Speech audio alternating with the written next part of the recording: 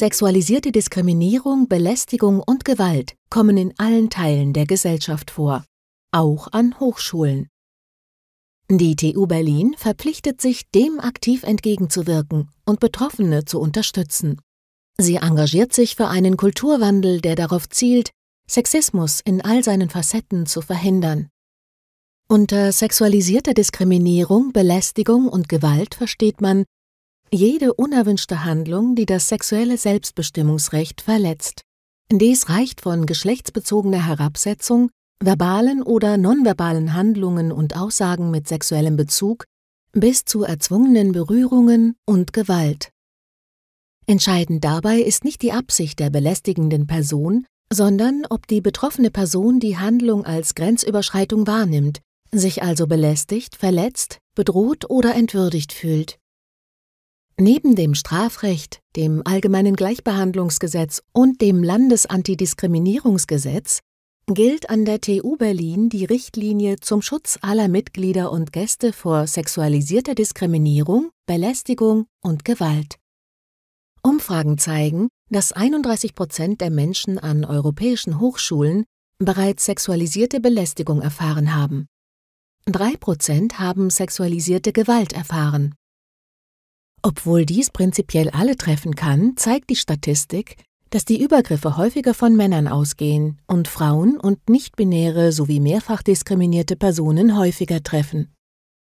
Im Hochschulkontext kann sich sexualisierte Diskriminierung, Belästigung und Gewalt in herabwürdigendem Sprachgebrauch äußern, etwa frauenfeindlichen, queerfeindlichen oder anzüglichen Bemerkungen, aber auch in aufdringlichen Blicken, unangemessenen Komplimenten oder unprofessionellem Verhalten, zum Beispiel dem Besprechen von Prüfungsleistungen in Privaträumen.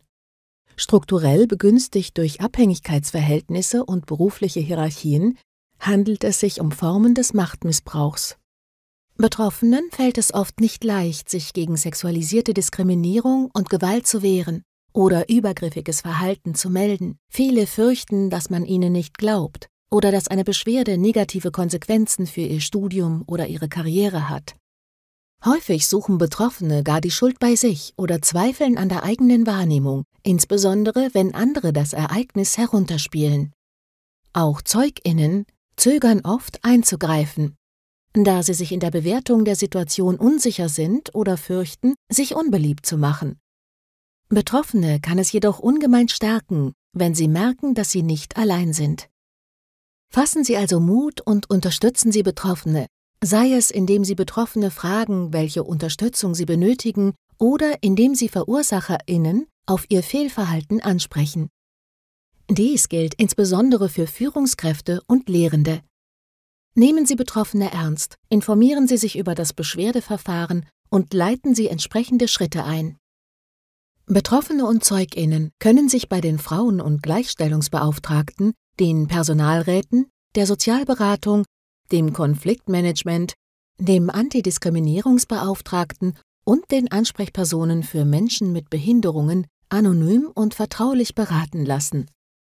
Gemeinsam werden Unterstützungsmöglichkeiten und weitere Schritte besprochen. Ob ein Beschwerdeverfahren eröffnet wird, bestimmen allein die Betroffenen. Bei der Entscheidung hilft eine anonyme rechtliche Erstberatung. Im Falle eines Beschwerdeverfahrens wird der Sachverhalt der Hochschulleitung zur Prüfung vorgelegt. Hier wird entschieden, welche Maßnahmen umgesetzt werden, etwa ein Personalgespräch, eine Kündigung, ein Hausverbot oder der Ausschluss von Lehrveranstaltungen. Wenn Sie sexualisierte Diskriminierung, Belästigung oder Gewalt erfahren haben oder Zeugin davon wurden, nehmen Sie Ihre Wahrnehmung ernst und holen Sie sich Unterstützung.